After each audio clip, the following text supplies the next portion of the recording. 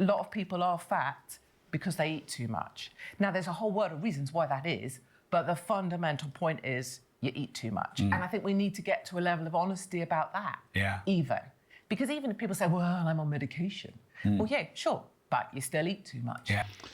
Hello, everybody, and welcome back to the channel. As you can see, we are looking today at a clip of an interview with Katie Hopkins given by Rob Moore on his channel. And they're talking about all sorts of topics about Katie, Katie Hopkins, all sorts of controversies and controversial statements that Katie Hopkins has made over the years. This interview is a few years old, but it's absolutely evergreen. Katie Hopkins has been saying the same things over and over for many years now. She still is, thank goodness, thank God. She's still around and still going strong. This part of the interview, as you can see, they're talking about being overweight, about being fat. And Katie Hopkins, she ruffled a lot of feathers in the UK for calling people fat and just saying, stop eating fatty, basically. And she even went on, she purposely, for a TV show, she gained 4 stone. In UK terms, that's, let me see, 1 stone's 14, so that's 56 pounds. She gained 4 stone purposefully. She's naturally slim. And then she lost it, within 3 months afterwards, something like that. And at this point in the interview, as you can say, they're talking about how, well, that's not quite the same thing as a fat person losing weight.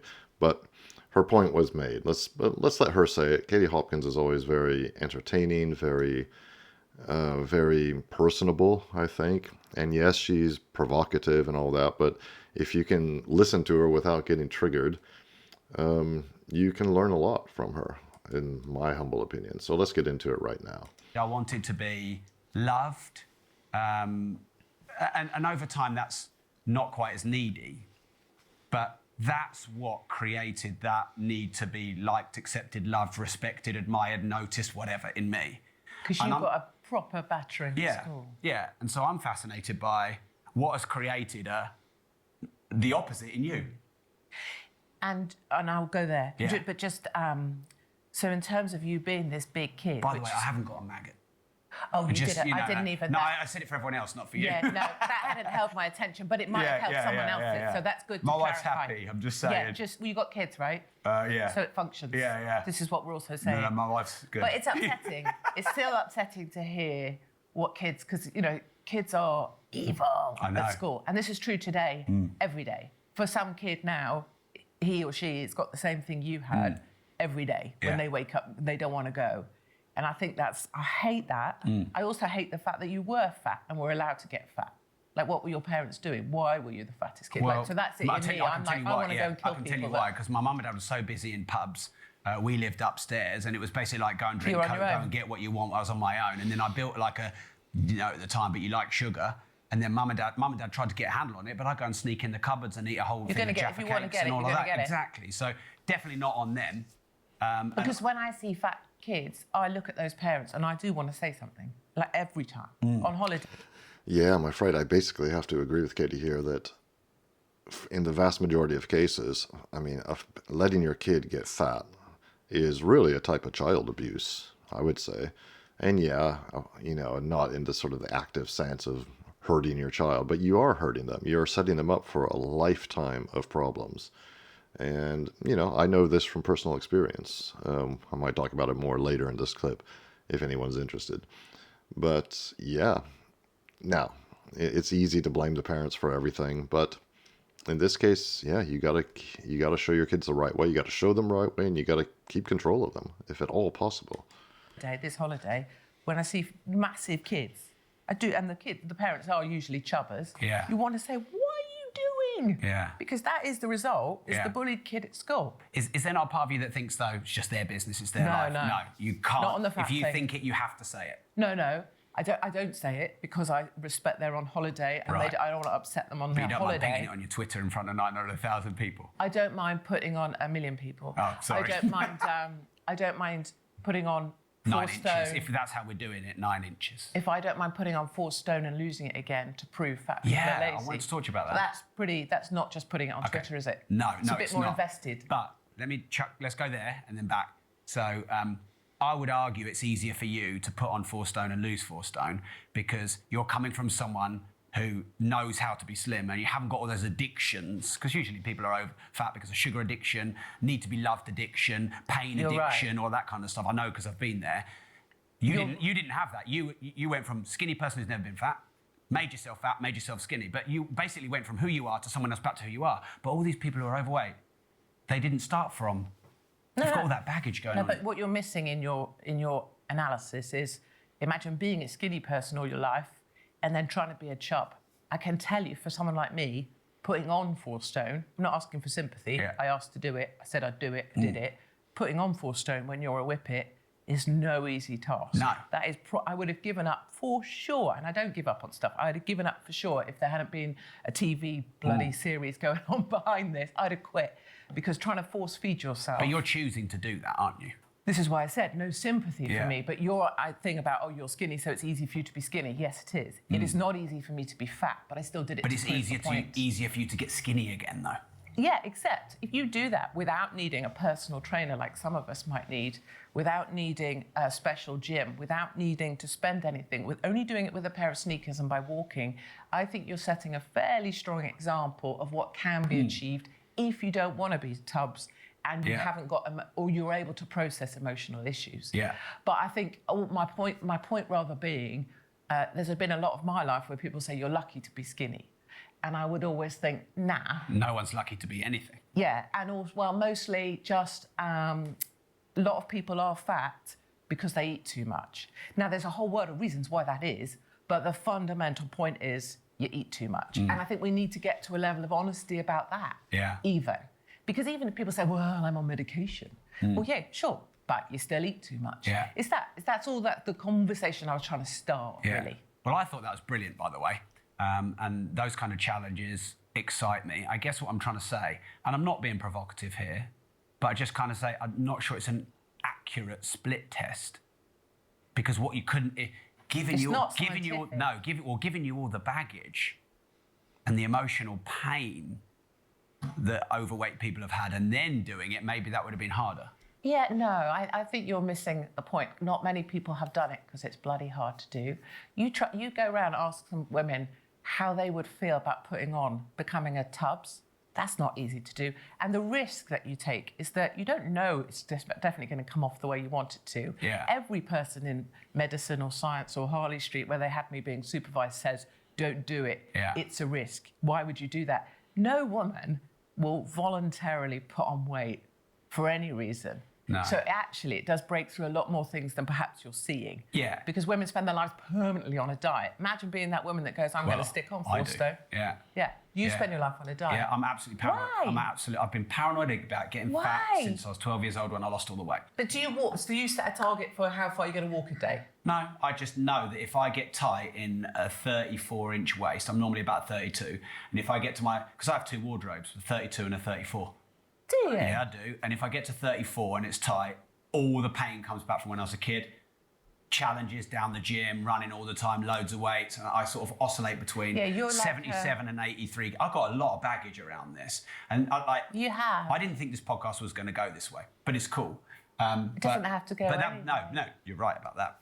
But my baggage has not gone away. No, I lost the weight because I wanted to be noticed by girls, and I didn't want to be called, a fat fucker anymore, and I wanted to be able to get in the showers like all the other normal kids. And as soon as I was old enough where I could. Break out of that. Yeah, well, I just figured out. You don't eat food, you lose weight. And I was about 12 years old. I had a big motivation because I moved from one school to another, and all the kids in the senior school were like, you fat fucker, when you come to senior school, we're kicking the shit out of you. So I begged my mum and dad to move me private school. They did. And I lost all the weight. I drank 8 cans of Diet Coke a day. Because when you're a kid and you see Diet Coke, you think drink Diet Coke, lose weight. If you drink 8 cans of Diet Coke a day and you don't eat any food, it fucking works. You lose weight, but of course it's not healthy. That has never gone away, never, and it will never go away. It's who I am now.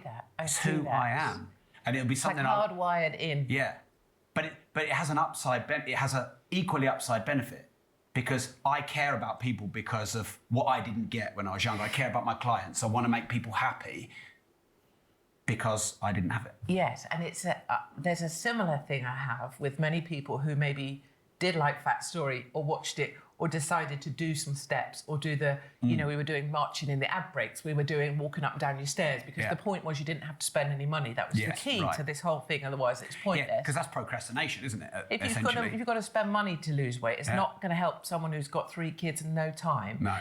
So my point is this sense of finding a happiness by losing weight. I don't care who's fat. I don't care if you want to be the fattest person on the planet, never leave your house and whatever. But knowing the joy of people who lose weight and find a new life and find that it's brilliant for themselves, and now suddenly they feel confident, and now suddenly they can go, because a lot of women and men.